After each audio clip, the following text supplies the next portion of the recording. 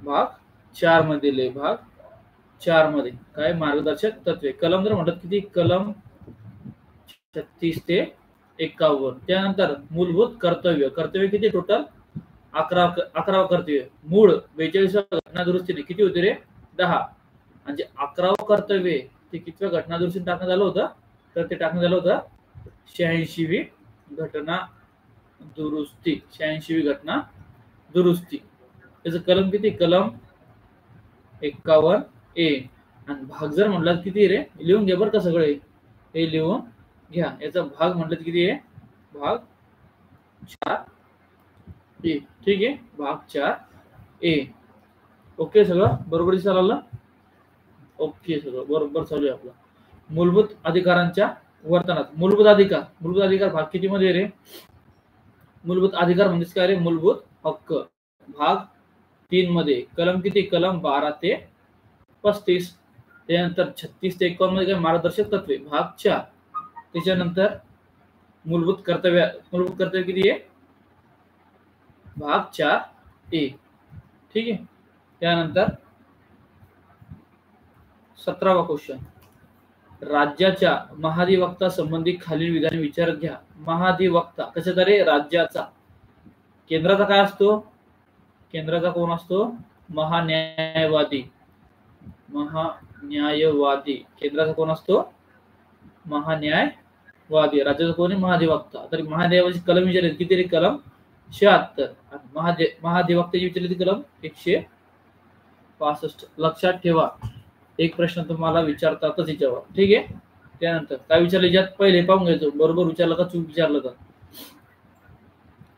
ए. उच्च न्यायालयाचा न्यायाधीश म्हणून नियुक्ती होण्यासाठी अर्हता आवश्यक असते. ती अर्हता त्याच्या जवळ असणे आवश्यक असते. विधान कसं आहे रे, बरोबर आहे. कशाचा, उच्च न्यायालयाचा न्यायाधीश होण्यासाठी काय असते, तो अर्हता आवश्यक असते. सुप्रीम कोर्टाचा का, तर नाही. कशाचा, उच्च न्यायालयाचा. त्यानंतर बी नंबरचा काय आहे, उच्च न्यायालयाच्या न्यायाधीशास मिळणारे सर्व विशेषाधिकार. बरोबरचा, उच्च न्यायालयाच्या न्यायाधीशास मिळणारे सर्व विशेष अधिकार व फायदे संरक्षण त्यास मिळतात.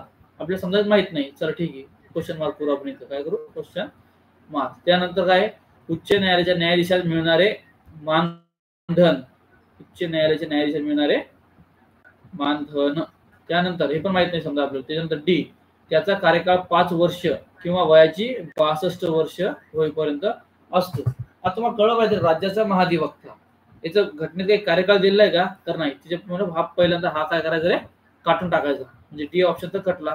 डी तर येणार नाही उत्तरात, डी येणार नाही, डी येणार नाही. त्यानंतर उच्च न्यायालयाचा न्यायाधीश काय रे, उच्च न्यायालयाचा न्यायाधीशाप्रमाणे, उच्च न्यायालयाच्या न्यायाधीशाप्रमाणे त्याला सर्व विषय अधिकार मिळतात का, तर बिलकुल नाही. तर त्याला विधिमंडळ सदस्याप्रमाणे, कोणाच्या, विधिमंडळ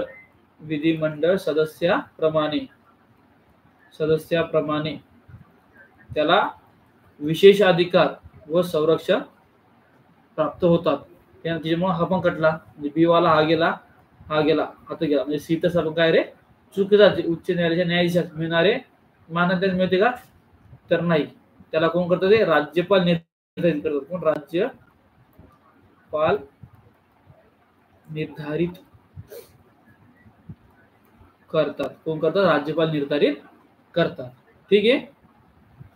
त्याच्यानंतर डी कसा आहे रे, डी तर चुकीचाची. म्हणजे बी सी डी गेले, बी गेला, सी गेला आणि बी पण गेला. याचं उत्तर काय आहे, ऑप्शन नंबर 1.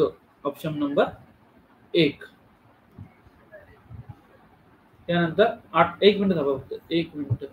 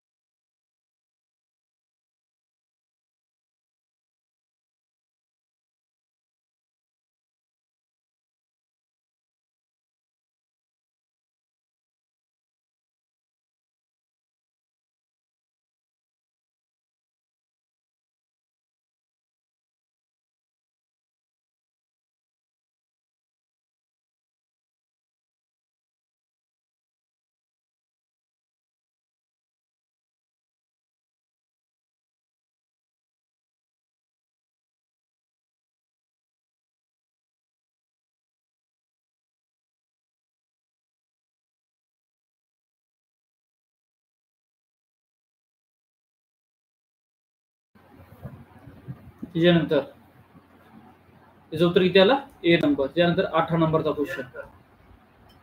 8 नंबरचा, खालील कोणत्या समितीने महाराष्ट्रात ग्रामपंचायतीच्या सरपंचाची निवड थेट जनतेतून, हा शब्द महत्त्वाचा आहे, थेट जनतेतून प्रत्यक्ष पद्धतीने करण्याची शिफारस केली? तर कोणती समिती आहे ती? ए. 2 समिती असणार आहेत का? तर नाही, हे तर गेला, हात गेला. म्हणजे काय रे, फक्त काय उत्तर येणार आपलं, इथं ए राहणार नाही तर बी राहणार. याची 2 ऑप्शन गेली. म्हणजे एकच सांगणार कोणतरी की कोणत्या समितीने महाराष्ट्रात ग्रामपंचायतीच्या सरपंचांची निवड थेट जनतेतून प्रत्यक्ष पद्धतीने करण्याची शिफारस केली. तर कोणती येते? बाबुराव काळे समिती का पी बी पाटील समिती? त्याचं उत्तर काय रे? पी बी पाटील समिती. पी बी पाटील समिती, ऑप्शन नंबर बी. त्यानंतर उच्च न्यायालय कोणत्या कलमांतर्गत विशेष आदेश जारी करतात? विशेष आदेश जारी करतात. इंग्लिश मध्ये वाचायचं तर नाही समजलं तर ठीक आहे ना. विशेष आदेश जारी करतात. तर कोणते न्यायालय ते? कोणती कलम आहे सांगा, कमेंट करा. कमेंट करा रे. उच्च न्यायालय कोणत्या कलमांतर्गत विशेष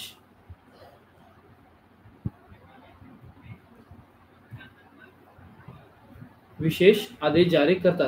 कलम 220, कलम 221, कलम 213, कलम 226. कलम 226. उच्च न्यायालय, इथं सगळ्यात पहिले लक्ष घ्यायचं, हायकोर्ट आहे का सुप्रीम कोर्ट विचारलेलं आहे. याचं उत्तर काय रे? कलम 226. कलम 226. कलम 32 शिकवताना सांगतो तुम्हाला, कलम 32 आणि कलम 226. तर उच्च न्यायालय रिट्स जारी करण्यासाठी, काय रिट्स आदेश जारी करण्यासाठी कलम किती? 226 चा वापर करते. 220 मध्ये काय दिलेलं आहे रे? 220 मध्ये काय दिलेलं आहे? 221 मध्ये काय आहे? न्यायाधीशांचे वेतन. न्यायाधीशांचे वेतन. न्यायाधीशांचे वेतन कलम किती मध्ये दिले? कलम 221 मध्ये दिलेले आहे. कलम 213 मध्ये काय दिले? कलम 213 राज्यपालांचा अध्यादेश काढण्याचा अधिकार. राज्यपालांचा अध्यादेश. अध्यादेश कधी काढतो राज्यपाल? जेव्हा विधिमंडळ सक्रिय नसते त्या टाइम. अध्यादेश काढण्याचा अधिकार. काढण्याचा अधिकार ठीक आहे. कोणाचा? राज्यपालांचा. 213 नुसार. 213 नुसार लक्षात ठेवा, विचारतील तुम्हाला कधी ना कधीतरी, आणि पेपरला विचारलेलं जे ठीक आहे. त्यानंतर 231 काय रे? 200 कलम 231, एक किंवा अधिक राज्यासाठी सामायिक उच्च न्यायालय. एक किंवा, समजा हे या 2 साठी काय रे? एक उच्च न्यायालय, एक हायकोर्ट. किती? कलम 231 मध्ये. कलम 231 मध्ये ठीक आहे. त्यानंतर 20वा प्रश्न, ग्रामसभेच्या संदर्भात कोणते विधान योग्य नाही? ग्रामसभेच्या संदर्भात कोणते विधान योग्य नाही? कोणते विधान योग्य नाही?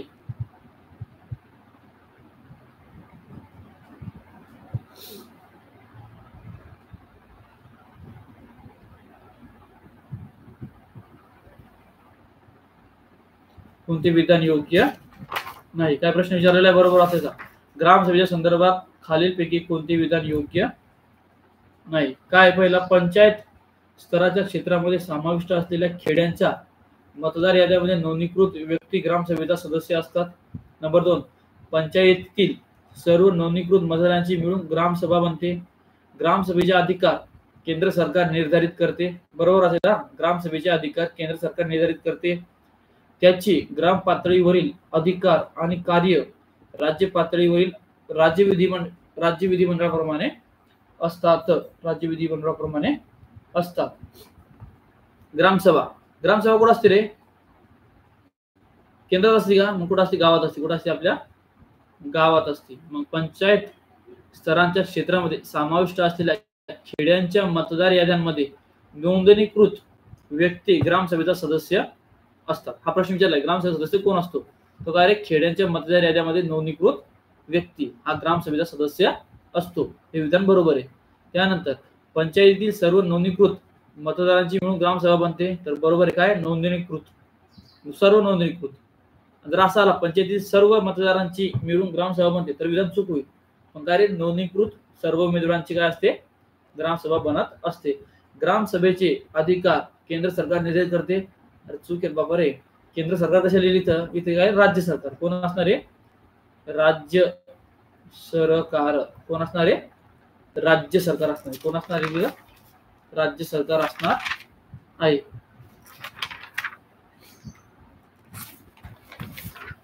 राज्य सरकार असणार आहे. त्यानंतर त्यांची ग्राम पातळीवरील अधिकार आणि कार्य राज्य पातळीवर राज्य विधिमंडळासारखे असतात. तर बरोबर आहे, ग्राम पातळीवर जर चालते तसं केंद्रात चालते ना, केंद्रात म्हणण्यापेक्षा राज्यात चालते आपल्या, म्हणजे ते बरोबर असणार आहे. तर हे विधान कसं रे, बरोबर आहे. आपल्या विचारलं काय, नॉट करेक्ट म्हणजे काय रे, योग्य नाही म्हणजे काय, चूक आहे. योग्य नाही म्हणजे काय, चूक आहे. त्याचं उत्तर काय, 3 येणार. याचं उत्तर ऑप्शन क्रमांक 3 चं उत्तर काय येणार आहे, 3. त्यानंतर 22 नंबर, ग्लासगो परिषदेने संबंधित कोणते विधान असत्य म्हणजे काय रे, चूक आहे. असत्य आहे म्हणजे काय, चूक आहे. असत्य आहे म्हणजे काय, चूक आहे. असत्य आहे म्हणजे काय, चूक आहे. ग्लासगो परिषद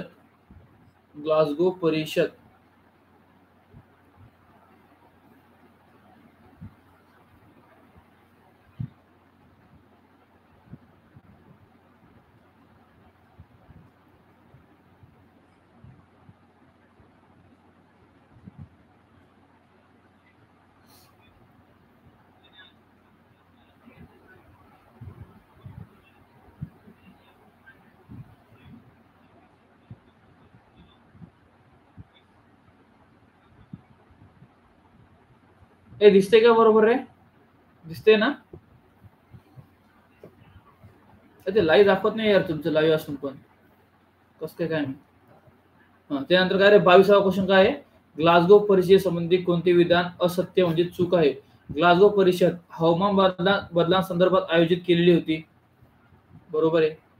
सर्व सहभागी देश कार्बन उत्सर्जन कमी करण्यासाठी वाढवण्यासाठी असणार आहे का, तर नाही, कमी करण्यासाठी सहमती देणार आहे. हे पण कसं असणार आहे, बरोबर असणार आहे. भारत सन 2070 पर्यंत कार्बन उत्सर्जन 0 पर्यंत आणेल. भारत सन 2030 पर्यंत कार्बन उत्सर्जन 0 पर्यंत आणेल. त्या दोन्हीपैकी एक उत्तर असणार आहे. काय असणार आहे, 2 का 3 का 4. त्याचं उत्तर काय रे, 3 काय आहे, विधान बरोबर आहे. पण 4 काय चुकीचं आहे. 2030 पर्यंत नाही, तर किती आहे, 2070 पर्यंत. किती पर्यंत, 2070 पर्यंत. 23वा, सत्य नाही म्हणजे काय रे, चूक आहे. सत्य नाही, सत्य म्हणजे बरोबर, नाही म्हणजे नाही, सत्य नाही, बरोबर नसलेला. 23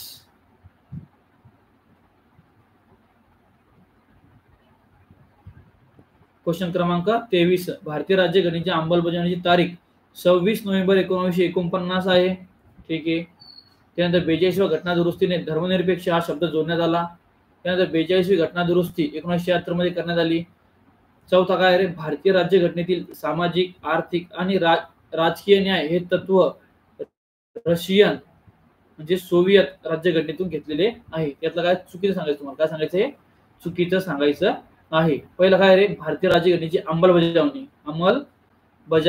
तारीख किती, 26 नोव्हेंबर 1949 आहे का, तर बिलकुल नाही. तर किती रे, अंमलबजावणीची तारीख किती आहे, किती तारीख, 26 जानेवारी 1950. 26 जानेवारी 1950. किती तारीख, 26 जानेवारी 1950. एक विधान कसं आहे रे, चुका. मग 26 नोव्हेंबरला काय आहे, 26 नोव्हेंबरला काय आहे, स्वीकृत केली आपण घटना. काय केली रे, स्वीकृत केलेली आहे 1949. काय केली आपण घटना, काय केली, स्वीकृत करून स्वतः प्रत अर्पण केलेली आहे. किती तारखेला, 26 नोव्हेंबर 1949. म्हणून आपण 26 नोव्हेंबर हा दिवस, 26 नोव्हेंबर हा संविधान दिवस म्हणून साजरा करतो. संविधान दिन म्हणून साजरा करतो. ठीक आहे. त्यानंतर 42व्या घटना दुरुस्तीने धर्मनिरपेक्ष हा शब्द जोडण्यात आला, तर बरोबर आहे. धर्मनिरपेक्ष आणि काय रे, अजून काय, धर्मनिरपेक्ष आणि समाजवादी हे 2 शब्द आपण 42व्या घटना दुरुस्तीने जोडण्यात आलेले आहे. 42वी घटना दुरुस्ती 1976 मध्ये झाली, तर बरोबर आहे.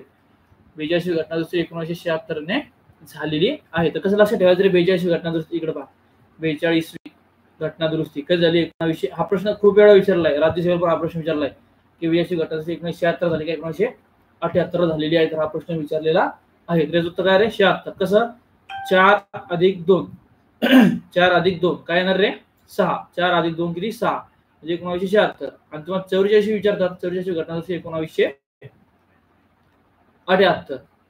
4 अधिक 4 किती झाले रे 8. राहील लक्षात दादा, चुकणार नाही तुमचं कधीच. भारतीय राज्यघटनेचे सामाजिक, आर्थिक आणि राजनैतिक न्याय हे तत्व रशियन राज्यघटनेतून घेतलेले आहे. तर बरोबर आहे, रशियन राज्याकडून घेतलेले आहे. ठीक आहे, 23वा प्रश्न क्लिअर.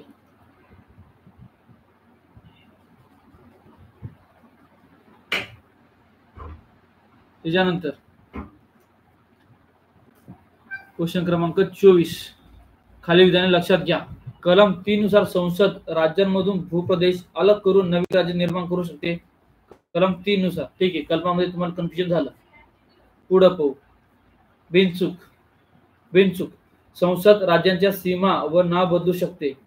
ठीक आहे, संसद कोण रे, संसद दिलं का राज्य विधिमंडळ दिलं हे पाहायचं. बरोबर बरोबर आहे, कोण बदलू शकते, राज्याची सीमा आणि नाव संसद बदलू शकते. नवीन राज्य निर्मिती संदर्भातील विधेयक राष्ट्रपतींना विधेयक मांडताना राष्ट्रपती पूर्वसंमती आवश्यक असते. राष्ट्रपती पूर्वसंमती आवश्यक असते का, हा प्रश्न तुम्हाला पडला पाहिजे. असते का रे, तर हो असते. राष्ट्रपतीची पूर्वसंमती आवश्यक असते, हे पण बरोबर आहे. कलम 3 नुसार संसद राज्यांमधून भूप्रदेश अलग करून नवीन राज्य निर्माण करू शकतो. तर बरोबर आहे. असे विधेयक सादर करत असताना संबंधित राज्याच्या विधिमंडळाने दिलेला सल्ला किंवा मत स्वीकारणे बंधनकारक असते. तर हे चूक आहे, बंधनकारक नसते. असं काहीही नाही. म्हणजे काय रे, विधान डी चूक आहे. मी तर काय विचारलं, बिनचूक म्हणजे काय, बरोबर पाहायचं आपल्याला. इथं डी आला कटला, इथं आलं डी आला कटला, इथं डी आला कटला, म्हणजे काय रे ए, बी आणि सी विधान बरोबर आहे. 1, 2 आणि 3. ठीक आहे,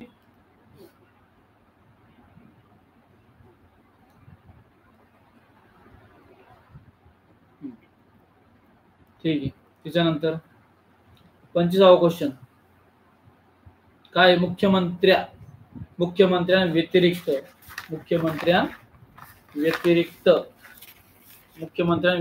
राज्याच्या मंत्रिमंडळातील एकूण सदस्य संख्या त्या राज्याच्या विधानसभेच्या एकूण सदस्य संख्येच्या 15% पेक्षा जास्त असता कामा नये. काय रे, मुख्यमंत्र्यांव्यतिरिक्त लिहिले.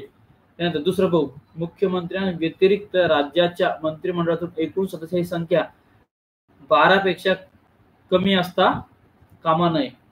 मुख्यमंत्र्यांव्यतिरिक्त दिले दोन्हीकडे. काय रे, मुख्यमंत्र्यांव्यतिरिक्त, हे चुकीचं आहे, हे पण चुकीचं आहे. इथे काय पाहिजे, मुख्यमंत्र्यांसहित मंत्रिमंडळातील एकूण सदस्यांची संख्या त्या राज्याच्या विधानसभेच्या एकूण सदस्य संख्येच्या 15% पेक्षा जास्त असता कामा नये. आणि मुख्यमंत्र्यांव्यतिरिक्त राज्याच्या, पण इथं व्यतिरिक्त नाही पाहिजे, काय पाहिजे, सहितच पाहिजे. मुख्यमंत्र्यांसहित 12 पेक्षा कमी असू नये. 12 पेक्षा कमी असू नये.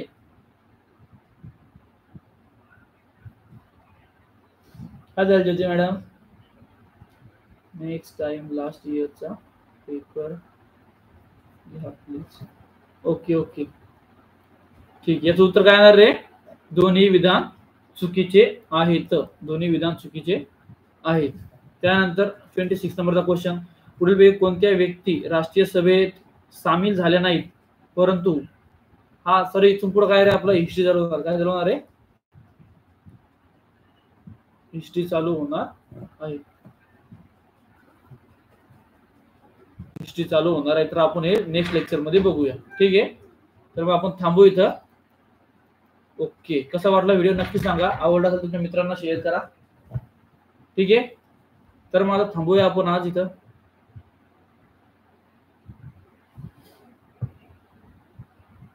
थांबू मग आपण. ठीक आहे, आवडला असेल तर नक्की शेअर करा तुमच्या मित्रांना पण.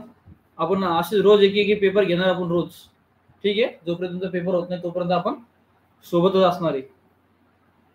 ओके, थांबूया मग आपण आता.